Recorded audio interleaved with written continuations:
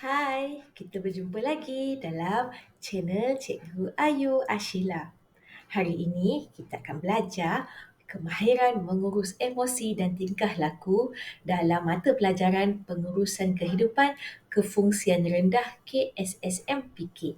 Jom kita belajar sama-sama.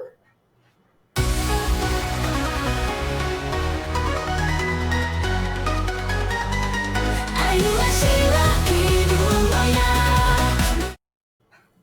Standard kandungan kita pada hari ini ialah 4.1, iaitu pengurusan emosi dan tingkah laku. Manakala standard pembelajaran kita pada hari ini ialah 4.1.4, mengurus emosi dan tingkah laku dengan baik semasa berinteraksi dengan orang sekeliling. Objektif pembelajaran kita pada hari ini iaitu pada akhir sesi pengajaran, murid akan dapat menunjukkan emosi dan tingkah laku yang betul semasa berinteraksi dengan orang sekeliling. Dan juga yang kedua, menyatakan cara berinteraksi yang betul dengan orang sekeliling. Jom kita belajar. Hai anak-anak murid sekalian, apakah emosi dan perasaan anda sekarang? Adakah anda rasa sangat sedih ataupun anda rasa sangat teruja untuk belajar bersama Cikgu Ayu?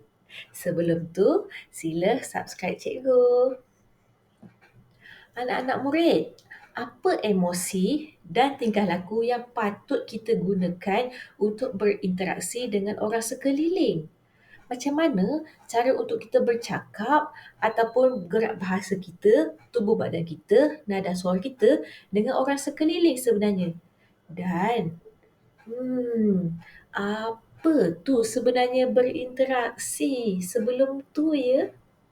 Ada siapa-siapa tahu? Jom cikgu terangkan apa tu sebenarnya interaksi. Itu bukan hanya bercakap ataupun berbual tau. Cuba lihat. Interaksi adalah satu tindak balas aktif antara dua ataupun lebih pihak. Kalau seorang-seorang, adakah ianya satu interaksi? Mungkin belum lagi. Okey, sebab apa? Interaksi ni dia kena tindak balas aktif antara dua belah pihak ataupun lebih pihak. Interaksi tersebut dari segi pertuturan ataupun perbualan, ekspresi muka, isyarat atau tingkah laku, nada suara, simbol, sentuhan dan juga bahasa badan. Jom kita belajar satu persatu. Interaksi menggunakan bahasa badan. Apabila kita bercakap dengan orang, bahasa badan kita menunjukkan kita ni suka ataupun tidak dengan mereka. Contohnya, apabila kita bercakap, nada kita buat macam ini. Ataupun kita pandang tempat lain. Itu semua adalah bahasa badan. Tapi yang eloknya adalah kita memberi respon kepada si pecakap tersebut ataupun kawan kita yang tengah bercakap.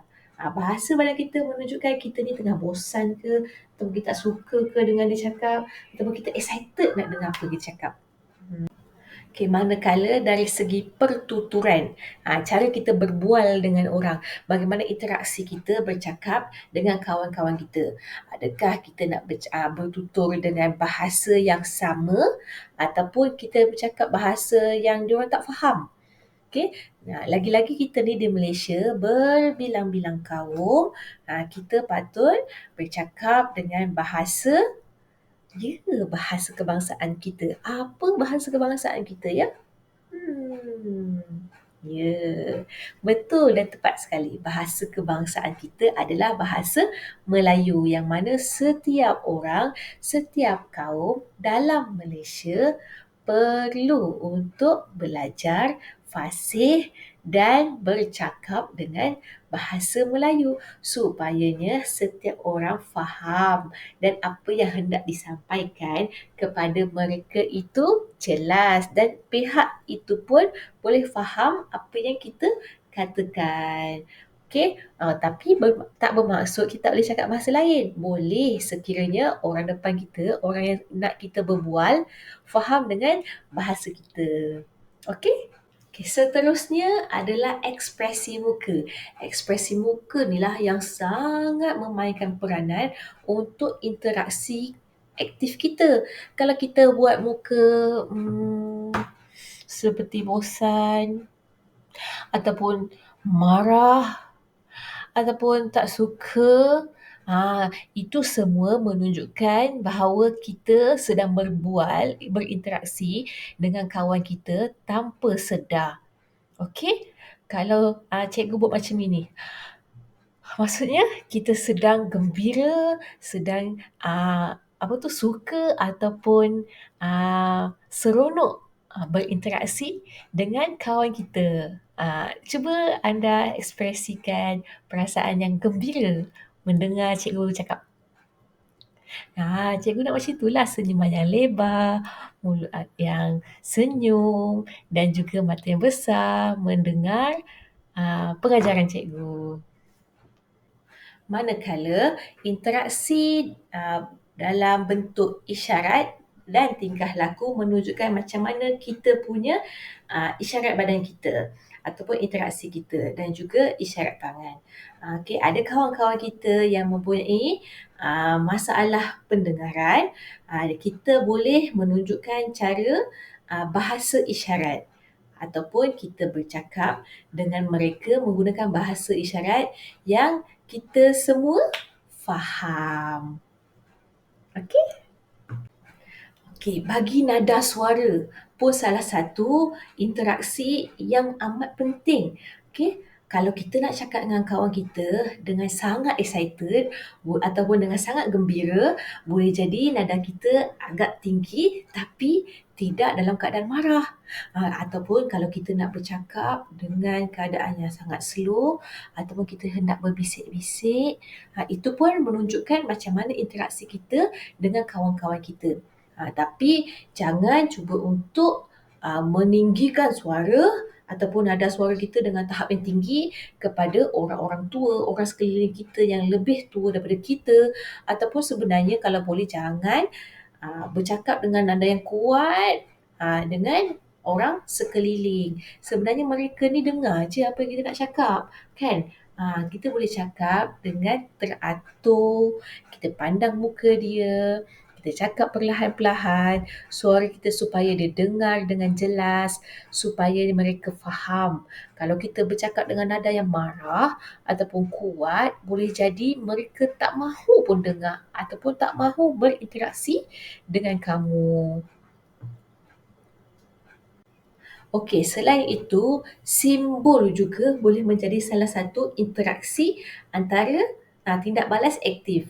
Contohnya kita buat tepuk tangan, kita menunjukkan simbol bagus, ataupun kita hormat mereka, ataupun kita rasa suka. Ini semua adalah satu simbol yang menunjukkan interaksi aktif kita dengan pihak lain. Dan juga kalau nak tahu, simbol lain adalah seperti subscribe cikgu di atas.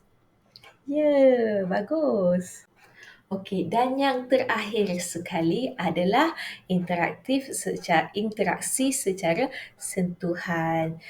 Kalau kawan kita tengah sedih, apa kita buat? Kita hug dia ataupun kita cakap sabar, sabar. Sentuhan kita ni boleh jadi menyebabkan mereka lebih rasa tenang ataupun dia rasa lebih selesa dengan kita. Ini pun salah satu interaksi kita. Kita tak semestinya kena bercakap kalau kawan kita tengah sedih. Okay, pelukan itu boleh menjadi satu sentuhan ataupun satu interaksi yang lebih efektif berbanding dengan kata-kata. Kalau kawan-kawan kita nangis, kita tak tahu nak cakap apa. Apa kita kata? Kita datang dekat dengan dia, kita sapu dia. No word can, tiada kata-kata yang boleh menggambarkan, can describe what is this. Okay? Okay, jadi anak-anak murid sekalian, semasa orang sedang bercakap dengan kita ataupun semasa cikgu sedang mengajar di hadapan, apa yang kita kena buat, interaksi kita bersama mereka adalah kita pandang muka mereka, Kita dengar dengan betul, kita tunjukkan reaksi dan diam serta berhenti bercakap. Okay, apabila orang tengah bercakap, jangan potong cakap dia. Kalau nak cakap, boleh tunggu sehingga mereka habis bercakap ataupun di dalam kelas kena angkat tangan. Jangan potong je cakap orang. Ianya ada menunjukkan kita ni tidak sopan. Dan apabila orang cakap dengan kita ni, kita kena pandang muka dia, dengar dengan betul apa yang dia sedang katakan. Begini. Jangan sesekali memandang tempat lain. Seperti sebenarnya itu adalah bahasa badan yang menunjukkan kita tak mahu dengar, kita bosan. Jangan macam itu ya. Okey, anak-anak murid. Ini adalah contoh bagaimana kita memberi reaksi ataupun berinteraksi dengan kawan depan kita. Kita senyum, kita angguk-angguk kepala, pandang tepat pada matanya dan menunggu dia habis cakap, baru kita bercakap. Ini adalah salah satu interaksi yang bagus. Okey, anak-anak murid, selain itu, tadi cikgu ajar macam mana kita nak menjadi pendengar kepada rakan kita ataupun orang lain. Sekarang, cikgu nak tunjukkan, cikgu nak bagi tahu, semasa bercakap dengan orang lain, apa yang kita perlu lakukan adalah kita perlu cakap dengan nada suara yang sesuai. Tidak menjerit-jerit atau tinggi suara. Okay, dan juga bersifat jujur serta terbuka. Kita tidak perlu untuk memanipulasi keadaan ataupun kita tidak perlu untuk bercakap benda-benda yang tidak elok, tidak perlu ataupun perkara-perkara yang tipu, bohong, tak perlu. Dan semasa bercakap dengan kawan-kawan kamu ataupun orang sekeliling, pandang mata dia ataupun pandang muka pendengar tersebut. Okey, supaya mereka dengar dengan jelas suara kita bukan hanya sampai ke mata mereka ataupun telinga mereka, ia juga boleh sampai ke hati. Okey, ini adalah contoh lain cara berinteraksi dengan orang sekeliling. Okey, ini adalah contoh lain. Okay, sebagai rumusannya, kat sini cikgu nak bagi tahu, kita kena fikir dahulu sebelum berinteraksi dengan orang. Jangan cakap sembrono ataupun jangan potong semasa orang lain sedang bercakap. Dan juga gunakanlah kata-kata yang baik, bahasa yang baik. Serta jangan sesekali kita meletakkan emosi lebih dahulu daripada fikiran kita. Okay, diam apabila tiada benda yang kita nak cakap dan juga cakap dengan kata-kata yang baik sahaja. Sehingga kita jumpa lagi pada lain masa, pada lain hari. Jangan lupa subscribe cikgu. Bye. Assalamualaikum. Hari ini tekan subscribe.